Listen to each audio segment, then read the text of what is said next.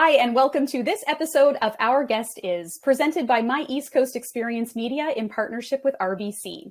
Our Guest Is introduces us to a resilient group of people, typically called immigrants, but probably best described as entrepreneurs, community builders, and survivors.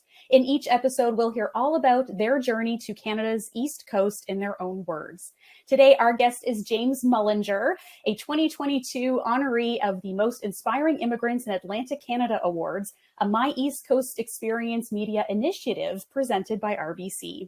Hi, James, and welcome. Hi, Natalie. Thank you so much for having me. Thank you. So I just wanted to give a little bit of a background. I mean, you're a very busy guy, okay? So it's kind of hard to give this like brief synopsis of your life and your life in St. John and, you know, even what you're getting up to now. Even actually last night, looking at some of your announcements that you made online, I was like, I can't keep up with this guy. Okay, so what am I supposed to say?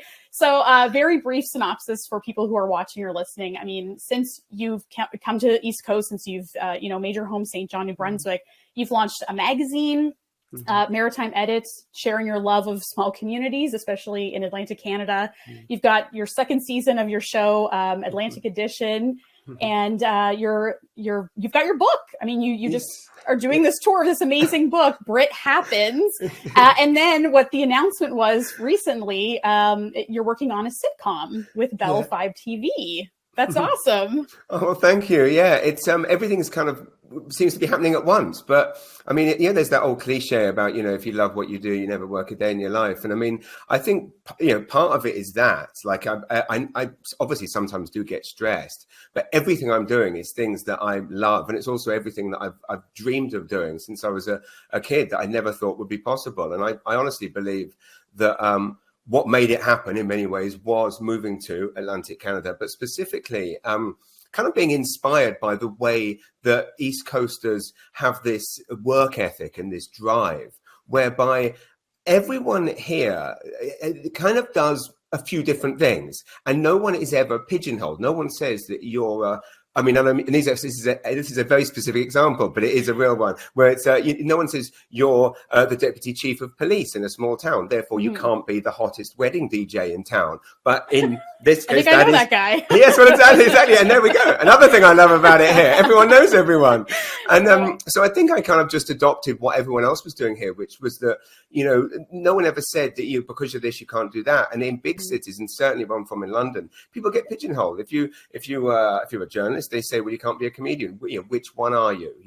And yet here you kind of dip your toes into lots of different things, or indeed, fully dive into lots of things, and make them all work. And I think there's many reasons for this. I mean, obviously, being able to kind of move around freely without kind of being stuck in traffic all the time is one of them. Support of people here, but yeah, I mean, it's definitely a very busy time, but it's like basically all of my kind of dreams came true once I moved to this region. And I wonder too, as someone who, spent most of her life in the East Coast of Canada, I wonder if it's because we're so underpaid too, that we have to have a second job.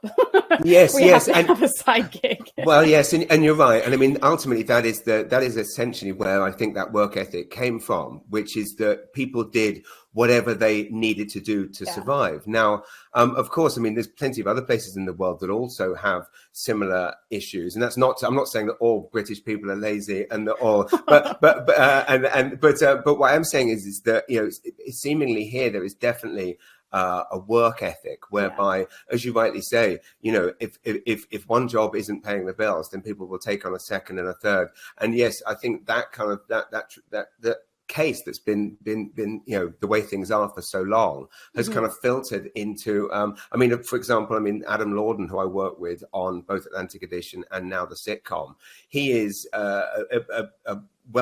highly regarded and award-winning TV and film director. He's also the mayor of Miramichi, and he owns a brewery. And no one questions that. It's just the way it goes. So I feel like, yes, that thing that was kind of born out of necessity has filtered into an entrepreneurial spirit, which, and I know from listening to your amazing podcast, from all the entrepreneurs that you speak to and immigrants that come here, the one thing that everyone says is how welcoming everyone is here and how how supportive. And I think that was one of the things that, the things that I was saying I was going to do, like when I moved here and said, I'm going to continue my comedy career. I mean, yes, there were people in New Brunswick that said you can't be a comedian here. Like you need to go to Montreal or Toronto to do that. But even though they were being negative, they were trying to be realistic. But they did say, what can we do to help? And similarly, when we said we were starting a print magazine out of our homes, celebrating the East Coast in 2017 and selling it nationally, some people would say that's crazy. And some people did say that. But what everyone also said is, how can we help and how can we support this? And I think, again, that is an intrinsically East Coast thing. Yeah. And ultimately it promotes us. And I sometimes wonder too, if we want to still keep this part of Canada a big secret, and we don't want people to read a magazine and see nice pictures of us. Yes, well, it's a good point. And it's funny. Yeah. I mean, in the last 2 years, we really saw that, when you think for the last however many years, we've been desperate for population growth here. And suddenly now, people are kind of saying, oh my goodness, everyone from Ontario has come and now the property taxes are going up. But yeah, I mean, it's one of those things where it's nice to be a secret. It's also nice to be appreciated. Exactly. So why don't we go back to the beginning? I mean, tell us about your journey, not only to Canada, but St. John, New Brunswick. Yes, so my wife's from this area. We had met in England in the year 2000. She'd grown up here, had a wonderful upbringing here. Her love of magazines was born out of her mum buying copies of Vogue for her at the local co-op. She put on a fashion show at St. John High. And then as soon as she was old enough, I think 17 or 18, she moved to Toronto. She worked for a fashion agency there that looked after Calvin Klein and Armani. And she was there for about 6 years before moving to London. And again, I mean, she brought a Maritimes work ethic. I mean, what we just described, her parents have always done whatever it takes to support the family. And if that meant doing 3 jobs, if that meant opening a body shop in the yard, whatever it took, they did it. So she came to London with that work ethic. And quite interestingly, in the year 2000, she arrived in 2000, within 3 months had a job as a sales executive for Vanity Fair, which had pretty much just stemmed from knocking on doors, going out and turning up with CVs, again, the old school system, printed paper. I mean, arguably still the way to go. Yeah. And on her first day, they kind of gave her a list of advertisers to contact, and she sat and they phoned everyone on the list, which was like 250 names. And they asked at the end of the day how many she'd done, expecting it to be 20 or 30, which was apparently the record. And she'd done all of them. And I think that was an Atlantic Canadian work ethic coming to London. And so she rose up through the ranks of magazine publishing very, very quickly in London. And we were there together for 14 years, both working for magazines. I was touring as a stand-up. So you had mentioned before that you wanted to move back to St. John in New Brunswick for a better way of life. And when I was watching your show, Atlantic Edition, you had a conversation with Maestro Fresh West, and he had the same outlook on why he moved to New Brunswick. And I didn't even know he moved to New Brunswick. I mean, I thought he was like true and true, Toronto artist. And here he is, he's in radio and in New Brunswick. So you kind of had that in common with someone that maybe you never heard of when you were growing up in London.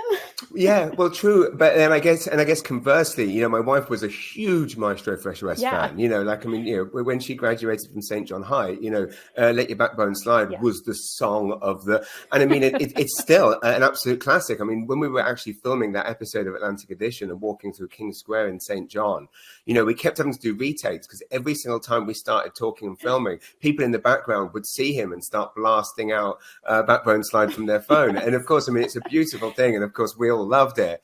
But yeah, it's interesting meeting so many people that are discovering that you can continue your career in a smaller place, or indeed in a region which isn't known for a thing. And in many ways, you can carve your own path. I mean, I feel like, in bigger cities, people say, if you're a comedian or a rapper, you need to do things a certain way. You need to play this venue or do this gig. Maestro and I kind of did the same thing coming to St. John, where we just basically arrived and just started doing shows. And of course, I mean, he arrived here already as a bona fide legend. I mean, everyone knows him and everyone loves him. And so he was just able to kind of, but his work that he was doing from before continued. And of course, when he needs to do the Junos or a huge venue, he just goes back to Ontario or wherever else he used to travel to. Like, it doesn't make a difference, in that regard. Whereas, yes, I mean, I was arriving, obviously, and no one had heard of me. I was literally kind of starting over.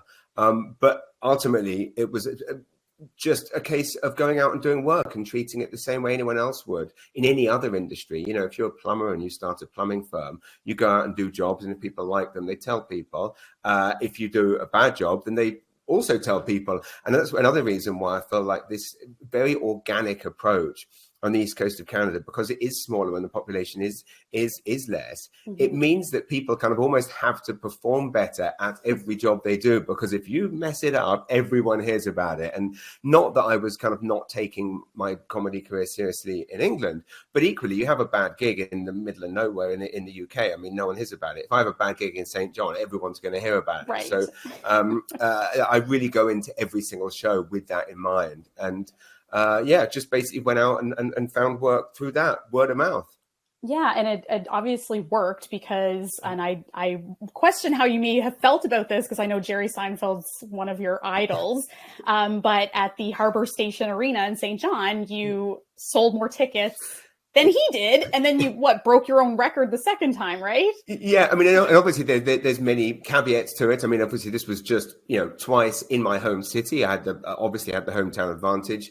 Obviously we were doing, I was donating tickets to local charities for them to either invite benefactors or indeed people that supported them. But yes, in terms of bums on seats, I had more bums on seats, which was a lovely thing, but totally testament to this city and this region getting behind. I'm an immigrant that moves here in 2014, and within 2 years of arriving, and everyone saying to me, "Oh, you can't make a living as a comedian," and suddenly within 2 years to have that many people in the room, it was testament to the way that people want to get behind the crazy ideas of newcomers, and I really, really valued it. I mean, those two experiences were two of the highlights of my life and career, and it felt so important to do because, like I say, so many people told me that I wouldn't be able to make a living as a comedian here, and what I wanted to do was to come here and not only continue what I'd done in England, but I knew that if I filled a venue that big, then I was exceeding what I could have done in England. And I think that is it's one of those things that I'd love to kind of just put out there, that people can not only come here and continue what they do, but they can take it to whole new heights, thanks to the fact that it's this very simple organic approach. And Seinfeld's manager actually very graciously wrote to congratulate me the day after. And it was, I mean, a wonderful moment. And he said, "How did you do it?" And I just said, "Well, did you have Jerry on the ground for 3 months before his show, handing out flyers at every farmer's market, children's play park, church gathering?" I'm going to say no. Yeah, no, exactly. And so that's how I did it. That was how it. Oh, wow. You're really adopting that maritime work ethic then. Yeah. Well, that's it. I mean, that's totally it. It's like when, as performers, we occasionally do fringe festivals. And with a fringe festival, you arrive in a city, you're doing 2 shows a day for a week, and you go out and you hand out flyers to everyone. You see everyone you talk to in the laundrette or the pub. You tell about the show. Basically, my life is a fringe. I have to, I have no publicist. I have no one else doing the work for me. No way. I do it all. It's all self. But the way I see it really is it's like I say, it's a natural grassroots thing. And the way I see it, if people enjoy it, they'll come again. It's amazing to me too to read that you've raised over $100,000 for local charities, for Canadian charities. So how important is it to you to give back to the community you live in? Yeah, I mean, hugely. I mean, again, partly because of the fact that is what people do here, and that's why we kind of uprooted our lives. I mean, to make a decision like that is a huge one. It's people say the most stressful thing in life is changing jobs, moving house, or having a baby, and we did all 3 and moved countries at the same time. But we did all of that and went to all of that kind of stress and strife because we wanted our kids to grow up in a place with a sense of community. And so to come here where everyone is involved in some capacity in a non-profit or a charity. And I mean, that's it. I did always do fundraising in the UK, and I did a lot of volunteer work there as well. But coming here definitely motivated me to do more. And I mean, certainly in the case of domestic violence charities, where we do live in a very, safe place to live. The Maritimes and Atlantic Canada as a whole is a very, very safe place comparatively to the rest of the world. But a fact that is often not acknowledged is the high proportion of domestic violence that we have here. And so that was something that, I've always worked with domestic violence charities back in the UK and wanted to continue that work. And really, fundraising is easier here because people will get behind it. And when I announced my first of, I think it was 5 years in a row, we did shows for KV Domestic Violence Outreach. People just getting in touch to say, can we help? And that wasn't something that happened in London when I announced a fundraiser. Oh, really? Wow. So what would your younger self think about your life in Canada? It's an excellent question. I mean, I think the teenage me was right. I mean, I read when I was researching my memoir, I was reading all my teenage diaries, and all of them kind of said, I want to work in magazines and I want to be a comedian. Which one should I pursue? And I don't think I would ever in a million years have thought I'd be lucky enough to do both. Plus, have a sitcom on the go and all of these other things. But I equally, and this was one of the things I kind of focused on with the book, because when you're writing a memoir, it's quite hard to decide what to put in and what to leave out. And really what I decided to focus on in my childhood and indeed years before coming here was I really wanted to focus on the things that I think made me fall in love with Atlantic Canada. So therefore, I grew up in a small town where there wasn't much to do. To come to a small towns like all of the ones in Atlantic Canada, where no matter how small they are, there are community theatres, there are sporting events, there are so many things going on, and that wasn't the case where I grew up. So, to answer your question, and again, I mean, it's a tricky one because a 15-year-old me also wanted the bright lights in the big city, and I mean, I lived that, and it was fun in my 20s, but not so fun in your 30s when you're wanting to be with your kids at home and you can't be because you're working late or doing whatever it takes to survive. But I think that childhood me, it would be utterly delighted that basically all of my dreams came true thanks to moving here. And I mean, there's a line in The Sopranos where Tony Soprano tries to get out of supporting the relocation of a slain mobster's wife, and he says there isn't a geographical solution to an emotional problem, and I think that's nonsense. I think there is if you move to Atlantic Canada. Yeah, who needs to listen to The Sopranos anyway, right? Exactly. It's probably not the greatest advice. Yeah. Who wants to take advice from a mob boss? I don't know if it worked out for him, right? It just kind of went black at the end. Exactly, that's it. So when you were in the UK, you wrote a movie telling the story of your rise to where you are now. I mean, at least by 2015 for yourself. And looking at the cast list, I saw Gilbert Gottfried was on there. So, I don't know if there's any stories you can tell. I mean, he's, obviously he has passed on and there was all these great stories that people were telling that have worked with him in the past. And all I want to know is, did he sound like that in real life? Totally, and acts it. And I mean, it's fascinating because there are lots of comedians that are nothing like how they are on stage. And of course, I mean, as human beings, we're all different in different situations anyway. But I think people are often surprised. I mean, there's times that I can be like I am on stage and be kind of on, but for the most part, I'm really quite boring. And it's one of the reasons why when I do corporate gigs and they say, will you sit at the head table with the CEO? And I'm like, it's best for everyone if I don't, because I mean, what I do up there, I've honed and worked on, and I wouldn't do it if I didn't think I was good at it. But I'm not going to be entertaining the table as well. I'm going to be a real joy sucker from the. So just let me do my thing. And then there's some comedians that are too on all the time. And some comedians where you're in a dressing room with them and it's exhausting and you're thinking, just shut up and save it for the stage. Like, stop trying to make everyone. That's it. Gilbert Gottfried was kind of exactly as he is on stage, but in the most brilliant, hilarious way. And I mean, those scenes, so the premise of the film was essentially about my early years in stand-up when I still had a job at GQ, but so was interviewing comedy heroes during the day, but then at night traveling across the UK to perform to 5 people and get booed off stage and then sleep on a station platform after missing the last train home. I mean, that's literally what I went through night after night, and all of this is obviously now in the memoir as well.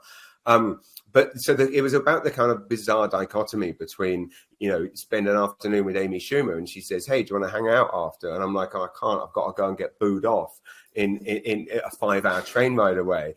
And so in the film, the Just for Laughs Comedy Festival were very kind to let us come in and film. a place where I had previously interviewed comedians as myself. So James Buckley from The Inbetweeners in the movie plays me.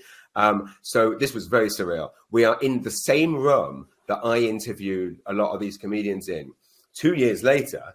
And there's a guy sat there playing me, interviewing these same people, and they're all in character, but of course there's a plot built in. And it was quite a weird one, because essentially it was slightly Bowfingerish in that we were approaching these comedians and saying, there's an actor playing me sitting in a chair, you just need to come in and improvise. Now, some comedians got it. Gilbert Gottfried absolutely nailed it. And the premise was that he, i.e. me, was desperately trying to bribe them with kind of magazine coverage in the exchange for opening for them. I mean, that's not something I did, but you know, I mean, and most of what happens in the film is fictional. For example, I mean, I did not pee myself on stage. That happens. Yet. Yes. Anything can happen in this game. Right? Anything can happen. And but Gilbert Gottfried came in, sat down and just absolutely, you know, knocked it out of the park. And it was brilliant to watch, a masterclass. Gilbert Gottfried on the cover of GQ. I don't know about that one, but that's a stretch. I'm sure you would have appreciated it. Yeah. Is there something that you would change about your journey to Atlantic Canada? Something, you know, if you could go back and do it all over again? That's an excellent question. I mean, I think I would like to, you know, like a lot of the time when I talk about how every dream came true here, I mean, a lot of people say, you know, do you wish you'd done it sooner? And it's like, well, probably not, because the timing was just right. And I mean, it really was just right in that we were, you know, pre-Brexit, pre-pandemic. I mean, you know, really, we did pick the right time. And I look back, I don't know how we had I mean, I can't even say strength, because in many ways it is stupidity. Like, we are both in extremely good jobs I've spent years building up my stand-up career to get to a certain point. Things are finally going well. And obviously, I mean, by going well, I mean on paper, as a, you know, granted our quality of life wasn't there, but we both had great jobs with great benefits. So to suddenly give up jobs that are very secure, to leave your home country and then move to a place where we had no jobs waiting for us here, no contacts, and everyone here is telling us that it won't work out for us if we come here. So I mean, again, it sounds like it's stupidity, but I guess it is testament to how much I wanted my children to have an upbringing in a place like this with a sense of community, but also just how burnt out we were. Looking back, I mean, mistakes I've made. I've probably made mistakes since coming here, but equally, they're all things I've learned from. I mean, there are one of the things that I focus on so much with my kind of stand-up career here is I spend more time obviously thinking about what not to do than to do. And as a result, probably turn down maybe 90% of things that come to me based on the fact that you don't want to become overexposed. You don't want people to get sick of you. You don't want to be the guy that every time you turn up at the opening of something, he's the one there, either, you know, standing there plying his boring old jokes again.